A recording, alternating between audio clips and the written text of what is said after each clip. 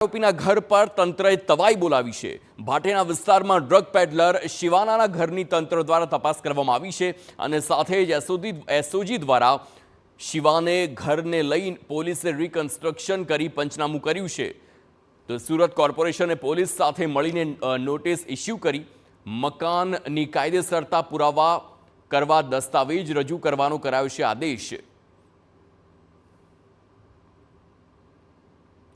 મહત્વનું છે કે અપહરણના ગુનામાં વોન્ટેડ હોવા છતાં શિવા બિંદાસપણે ઘરમાંથી ડ્રગ્સનો વેપલો કરતો હતો।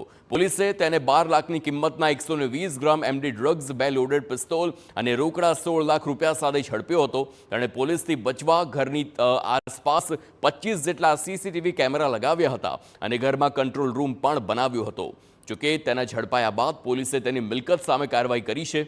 તેના 2 માળના મકાનની કાયદેસરતાના પુરાવા તે પુરવાર કરવા માટે સુરત કોર્પોરેશને પોલીસ સાથે જઈને નોટિસ ફટકારી।